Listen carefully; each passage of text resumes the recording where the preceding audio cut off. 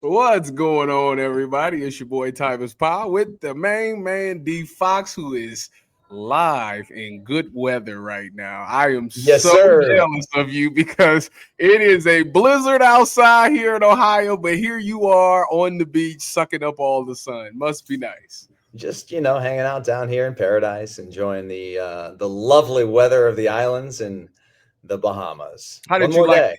How did you like the game? I said, didn't Buffalo end up winning, beating Liberty, right? Yeah, Buffalo won. Liberty, they were without their two main stars, their star running back, and without their quarterback who transferred to Colorado, Mm-hmm. Kate Salter. So he did not play in the game. It was rough for Liberty, man. They just didn't have their horses, Yeah, it and was like and it was like Buffalo nine to did. it's like 9-0 at like halftime, right, or something like that, right? Yeah, dude, it was crazy because the wind down here is really tricky, because it is gusty at times, and like during the game, it was up to almost probably 30-mile-an-hour gusts at times, and it's not the most ideal conditions to play in, just because they don't have football fields down here, so they have to put in turf, and they, Oh, they put it together, and it worked out well. I was happy to be a part of it, and certainly it was a big week for me personally because I proposed to Sarah on last Friday on the yeah. beach down here. So it was pretty cool. Yes, congratulations. I see you show it on Yeah. I was watching because I was doing the radio and I had your game On the on game? and I Okay. see them show the pictures and all that stuff. Oh, like, Yeah. look Yeah. at my man. So congratulations. That's why you've been working out so you can get out on the knee Ah, gotta still. be in shape, man. I have a wedding coming up soon. Oh, hey, well, we all want to say congratulations, man. We're happy for you that you Thanks, found the man. love of your life and things like that. And we wish you nothing but the best moving forward. But let's talk about these Buckeyes, man. Yes, sir. Obviously, they had a really good game in the Rose Bowl. I think we talked about how good that was. Obviously, it was nice to see them come out and still be that same team. But now they're playing a Texas team, and for some odd reason, I was on the ESPN app. For some odd reason, ESPN has Texas, the predictor, they got Texas 50.6. And I can't imagine why they feel that way. Now, don't get me wrong. Texas is a good team. I do think when you look at Texas, I think that their front, their O-line and their D-line is pretty darn good. Obviously, there's a couple of storylines in this game. One, starts with Will Howard. Will Howard is 0-4 against Texas. And he talked about he really wants to beat Texas. So that's one. Two, you got the Sean Alexander Freshman of the Year award. It went to their linebacker who has like 9 sacks on the season over Jeremiah Smith. So there's some motivation there. And then 3, you have the Jim Thorpe award who went to their safety over Caleb Downs. So there right there is 3 things that obviously those 3 guys will be extremely motivated to go out there and put on the show. Outside of that, this game is a little different to me because outside of those 3 storylines, like the Ohio State, outside of winning the national championship, they don't have that motive like they did before. Like the Tennessee game, it was we lost to the team up north, so we going out there, we're upset. We want to show everybody who we are. Boom, they go out there and beat Tennessee. Oregon, they beat us early in the year. We're still sick about the fact that we lost that game. So they go out there, boom. When you think about Texas, outside of them 3 things, and obviously a national championship and a legacy, because it's a legacy thing. There's no motive there. So that kind of concerns me a little bit. I just don't want them to be relaxed. Like I said, the other ones I think they had to get up for. This one is one of those ones where they have to have their own self-motivation. I continue to say, for this senior class, they haven't done anything. They haven't won anything. They've now won 2 Rose Bowls since being here. But people still going to point. If they don't win it all, people still going to point to all the flaws that they had. Yes, these have been 2 magnificent games, but people still going to remember them for, having this great class that didn't amount to anything. So I hope that these guys continue to stay focused, locked in, because when they play like they play, there is absolutely no team in the country that can beat these Buckeyes, and I'm expecting to see the same thing. So I got to give a good shout out to Ryan Day, for having these guys ready and motivated for these past 2 games. But he's got to do it again, obviously 2 more times to win the championship. Yeah, no doubt. This is playing out the way I thought it would, just because, Ohio State is, I think, and has been the most talented football team in the country this year. And what you're seeing thus far in this postseason is just that. When Ohio State decides that they want to get out of their own way and just go out and play ball and use their strengths as their strengths, you know what I mean? Like let's throw it around. Let's get the ball in the hands of these athletes in space on the perimeter. Let's take advantage of some mismatches, when we can. They've been able to do that, and they did it back-to-back weeks against two really good opponents. Oregon, a team that already beat you, and then of course against Tennessee, which was, I know it was at Ohio State, and it was tough for those guys to come play in the cold and that whole thing. But Tennessee was an elite defense all year. Ohio State shredded them. Oregon has had a really good defense, not quite as good as Tennessee's or Texas's, but they shredded them. Texas comes into this game with an elite defense, allegedly, but they just got shredded by Arizona State. So I think this is poised for Ohio State to go out and continue the dominance that they've had the last two games in this postseason, and then find themselves in the national title game, which is what I predicted with you guys on UCSS. And we talked about this on this show. Ohio State's going to play Penn State for the national championship. It's January 6th right now. I'm looking at my computer. Monday, January 6th at 11:08. Ohio State's going to play Penn State and beat the Nittany Lions for the national title. That's my prediction, and I'm sticking to it. Are you and your brother going to have beef that day, if that comes true? Oh, no. And it's funny because we used to kind of get into it a little bit more, but it was more so when Coach Paterno was alive and still coaching, because my brother played for Joe Pa, and I played for Tressel, so that was when it was a little bit more of a rivalry between us. But now, since James Franklin has come in and Ryan Day is at Ohio State, I don't have the relationship with Coach Day that I did with Tressel, and same with him and Coach Franklin. So we root for our alma maters, but it's not as close to the heart as it would be or was, back when our coaches were still there. Yeah, I think I would understand that. I mean, I'm still fired up about it. Obviously, I don't have a brother that went to college and played at Penn State, but it would definitely be a lot of trash talking in that game. Obviously, I worked with a guy. I worked with Kenyon Barner this year on the Big Ten tailgate show. And I was trash talking that man for a week last week when they was playing Oregon, and it was so bad that he just stopped responding to me because the game got out of hand. But I understand that there. But when I look at this matchup, one thing that Texas, if I remember correctly, I was watching them against Arizona State, and I'm pretty sure that on that broadcast they said that Texas was number one in takeaways. I think I say, I don't know if it was in the SEC or if it was nationally. I'm gonna guess that they meant nationally. And if that's the case, that does concern me a little bit, because we know that turnovers is the great equalizer in the game. You can slow a team down a lot if you specialize in taking the football away.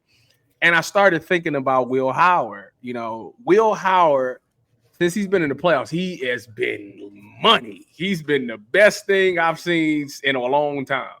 And I start thinking about, he did it back when he was in the regular season, how he would have that one turnover. It was just a terrible pick. We haven't seen that. And I'm praying that doesn't happen in this game. Now, if he threw one, I think they'd be fine. But if it becomes a problem where he throws one and then maybe they get a fumble or something like that, that can be an equalizer in this game. So the Buckeyes have to do a really good job of taking care of the football, particularly Will Howard, because it starts with him. And then I was telling somebody, I was sitting down telling somebody about the Oregon game. The Buckeyes jumped out to 14-0, like that. Bang. It was real quick. Yeah. And these fast starts it's been so overwhelming for a lot of teams. For Tennessee and for Oregon, the Buckeyes jumped out so fast that it was like, what is that? Especially the first series, it's been like, whoa, what is this? We seen the tape. This ain't the same team that we seen on tape. Similarly to if you played in the NFL today and you went up against a Kansas City, it was like that.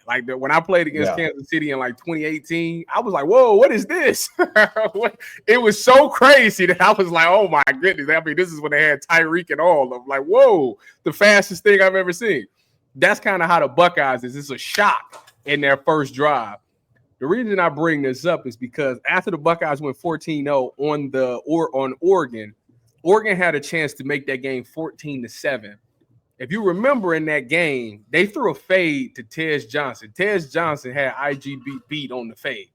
Dylan Gabriel underthrew it and it bounced off IGB's helmet. Why is that significant? Why does that matter?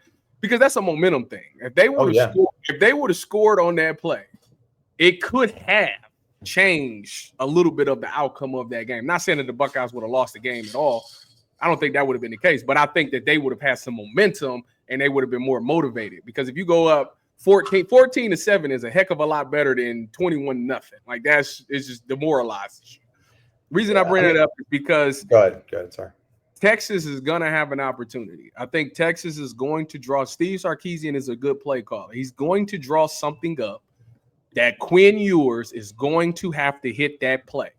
If he hits that play, this game will be more interesting than a lot of people anticipate. If he misses on that play, it's going to be early. If he misses on that play, the Buckeyes will roll with this thing. So just something to look for over the course of this game.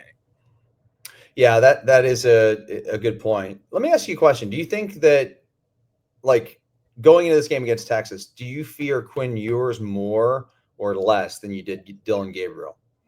Less. Quinn Ewers started this season off. He was so hot. Like he made you defend every blade of grass. This man could make every throw on the field. Deep ball, short ball, everything. And as of lately, ever since that injury, he's come back from the injury. He has not been the same on the deep ball. He throws the intermediate route really good, but so did Dylan Gabriel. He throws the short really good, but he misses on the deep ball, a la Arizona State. At the end of that game, tied up, he had a chance to put Arizona State away. Isaiah Bond has the corner beat on the post route. He's beat. And he hangs that post route so long in the air that he allowed that DB from Arizona State to catch back up, undercut it, and make a pick on it. So where if this is a guy who's supposed to be a top pick in the draft, a first, second round pick, they hit that shot. You have to hit that. If Dylan Gabriel had that opportunity, I feel like Dylan Gabriel would have made that play.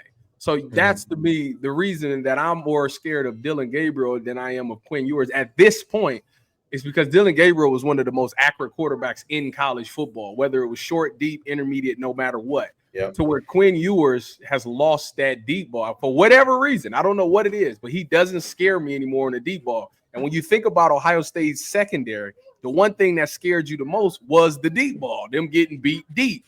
If he's going to miss those throws, we're good. We'll be fine. Yeah, I think that Quinn is certainly susceptible to throwing you a couple of balls. I think that the pressure certainly can get to him. The one thing that I do love, about Ohio State and what they've done in these last two games, as opposed to what they did against Michigan and the regular season. Let's talk defense first. I mean, this is a defense that in two playoff games, Tyvis, they've had 12 sacks. Mm-hmm. Ohio State had 35 in the first 12 games. Think they're stepping up? You think they're bringing some pressure? Oh, yeah. So point is, Quinn Ewers is going to be under duress in this game. And we saw when he gets pressure, like he could throw you a couple, and those could be game-changing types of plays. The offense, okay? The offense scored 10 points against Michigan. Okay? Since then, they have put up 973 yards of total offense in these two games. 973. I mean, it's pretty good. It's like this team. I remember in high school when I ran track. Our coaches we had a really great track program, and our coaches were high level, and they were always talking about trying to train us that we peaked at around the state championship time. Yeah. And so that's everything, right? I mean, you want to peak at the right time. And Ohio State, I truly think they're just hitting their stride perfectly here in the first week or so of January. And I think that it's going to carry them through this playoff. And I think that Michigan loss and the adversity that the team had to face and the coaching staff had to face and the players and everybody else, and Ryan Day and Chip Kelly, all of it has been good because they faced it and they battled through it. Now, that's not to say that there's not going to be adversity in this game against Texas or in the national championship should they get there. But they have done a hell of a job, handling it. And again, the cream sort of rises to the top, and it is. I mean, Ohio State's the best team in the country, bar none. And most people, I think almost all people would say that they would agree with that. Now, you still got to play the game. You still got to play the game, and the ball could bounce funny. You never know how things could play out because it is one stinking game. But I think things are stacking up in favor of Ohio State. Yeah, no, I tell everybody that Wolverine loss was good for. I hate to say that, but it was good because of the fact that it was good for the coaches. The coaches were the ones that needed that loss more than the players did. I think the players was extremely motivated and ready to go. But the reason I say the coaches needed that loss is because it reminded them what they had. I think when you look at since that game, if you go back and watch that game, obviously Jeremiah Smith was cooking, but they stopped going to him. They stopped giving their best player the ball. I think they were a little doubt about who the best player on the team was. Since that game, they have literally opened up every game giving number 4 the ball. Like number 4 has eaten first before anybody. And it was a reminder that, hey, if we're going to go out, we're going to go out giving it to our best players. And I think they got away from that. Obviously, they got away from that, and that team up north lost. So this was perfect, And I think that now you see Jeremiah Smith doing what he's doing. I love the way that he talks about how he wants to be coached hard in practice. He said he wants to be coached like how Kobe Bryant and Michael Jordan was. Those guys they don't care about all the good stuff. They just want to focus on fixing the bad stuff. So he asks Hartline to really be on him in practice. Don't let him slack up. That kid is destined for greatness. And it's still amazing to me how, man, you go from when Chris Olave and Garrett Wilson left, I said, I don't know what's going to happen. And then Marvin and JSN steps up out of nowhere. Well, JSN was still peaking, but Marv comes out of nowhere. Then JSN goes down, and I'm like, what we going to do? Marv start having the season he had. Then Marv's last season, he goes ballistic. And then once he leave, I'm like, oh, well, yeah, we still got a Mecca, but like, well, we still, and Emeka will probably go down. If he goes to the championship, I think he needs like maybe 150 yards or something like that to pass David Boston for most yards in a career as a wide receiver. He will statistically go down as one of the best wide receivers at Ohio State. I know everybody talks about Jeremiah Smith. It's crazy to me. Jeremiah Smith has been as good, even better than advertised. And when you think about just what they have on this team, it's hard to fathom that they would lose a game. There's no way that they should lose a game. But I will give Texas their credit. I do think this will be one of those games where they face adversity. I do think that the other ones, they kind of cruise to the victory. I think this is one, for whatever reason, in my mind, I just feel like there's going to be some type of adversity that they'll have to overcome. And I feel like they will. I feel like they'll handle it fine. I don't think they'll beat Texas. This is my hunch. I don't think that they'll beat Texas as bad as they've done Oregon and Tennessee. I think this will be the closest match that they'll play until even in the national championship. I think this will be the closest matchup. But there is some things that I think will happen over the course of this game. So that's going to be good there. It should be a banger. It really should. I don't know why national people is picking Texas over Ohio State, though. Like it's asinine and it's ludicrous to me that they're doing that. But we shall see. We shall see. But obviously, you on record with this Penn State thing. What is it about Penn State that makes you think that they're going to beat Notre Dame? Because we got to assume that the Buckeyes will win. Who do you think they play in the championship? I think Penn State wins because I don't know, man. I just think that they're the better team from what I've seen. I think that some of the playmakers on Penn State, the Warren kid is just, I love that kid, and I think Drew Aller is a hell of a player. You could be a future Brown. You know how Stefanski feels about tight ends. Oh yeah, and that kid's just a straight football meathead. I love that kid.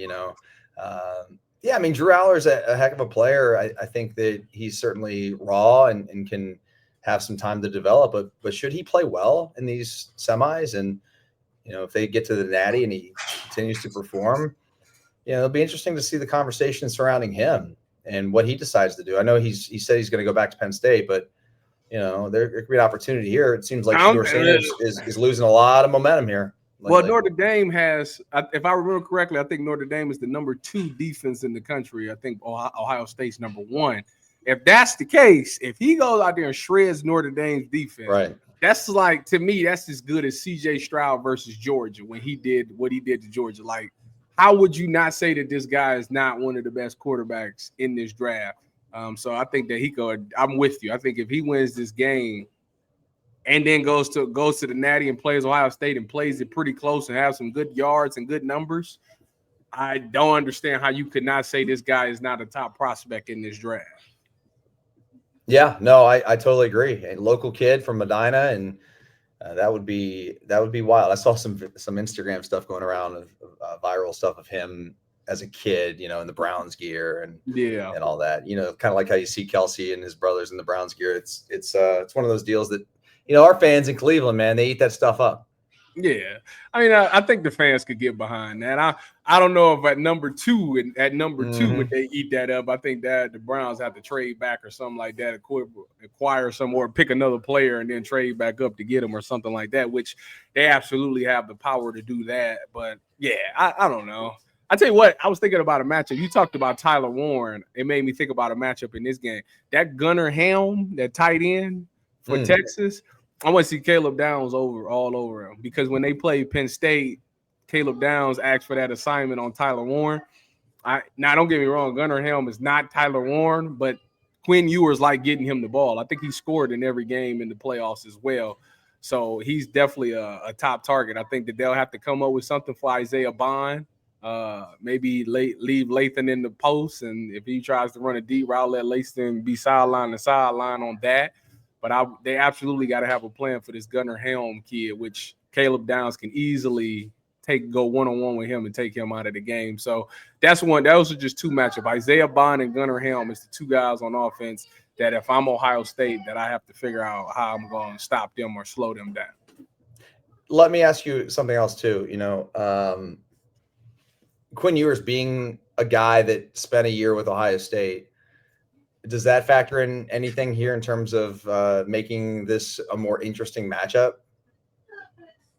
There's anybody even talking about that. I have no idea. I mean, just it was only a year. It was not even a year. It was like 6 months, maybe something like that. Didn't he get some coin coming to Ohio State? No, I don't think he did. I think that's why he went to Texas. He had like an NIL deal, but I think it had to do with playing time or something like that. So that's why he transferred back to Texas so he could be the starter and stuff like that. Listen, the funny thing is if Quinn decided to stay another year, I said he should transfer back to Ohio State and work both programs. Like, I want to finish what I started. That's it. And then play Texas game 1 next year against Arch Manning with Jeremiah Smith. He could really run his numbers up. I'm just saying. They got people. It's an article out there saying that some program is offering him $6 million to come be the quarterback for next year. And I'm just thinking, if you're not gonna go first round pick or you're not gonna be a second round pick, depending on where you fall in this draft, that's $6 million. That, you know what I'm saying? That's more than you'll make next year. No doubt, man. So yeah, he should definitely look into that. He should reconsider or think about it. I'm just saying, think about it. That's funny, man. I'm with you on that. That would be interesting. And listen, college football has changed, so that certainly would not surprise anybody, if that ended up happening. But it's been fun. You like them playing this week? These games Thursday, Friday? It doesn't bother me. The Rose Bowl was nice because obviously it was the Rose Bowl. It was a tradition. That was on a Wednesday. I mean, the Friday game, Thursday, I think it would have been fair to flip the Bowls game since Notre Dame had to play a day late. Like, I feel like that would have been fair to do that, but it is what it is. I think these kids as pros, their staff will get them ready to go in the games, but I don't have an issue with it. When is the Natty? What they get, like 10 days rest before? Natty's the 20th. So they get like 10 days. Remember the Natty. Natty is a big day. It's Martin Luther King Day. It's the Natty. It is Inauguration Day. It's a lot going on that day. I see that. I see. All right. What's your prediction? What you got? On this game specifically, what's this? Hold on, wait. Let me see what the line is. Line 6. It is 6. Wow.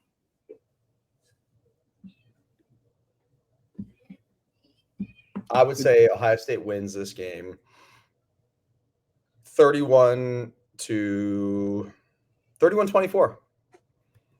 So just beating the 6. I like that. Yep. I like that, actually. I like that number a lot. Yeah, gives room for a good number, actually. Each team's going to have a field goal, and I'll follow you. I'll go 34-24. I'll say that. Okay. 34-24. 10-point game. Pretty close, and then I think they kind of run away with it in the second half. That's my guess. Man, I see some of the experts taking the points with Texas. It's like, because it does seem like a lot of points. I just don't know that I'd want to ever put down some coin in front of this train that is wearing. That's what I'm saying. Because the thing is, it could get out of hand. Because, like you said, bro, we talked about this on UCSS. It's like it doesn't have to be close, and that was the case with Oregon. And I was texting you during the game about that line that you had. I think it was from Coach Meyer. Urban. This like SOB don't have to be. I was fired up every time he said that. Nobody said this game had to be close. That's right. So, man, they could absolutely get out there and really run away with it. So I like the 10 points, 34-24. Make sure y'all leave y'all's predictions in the comment sections below.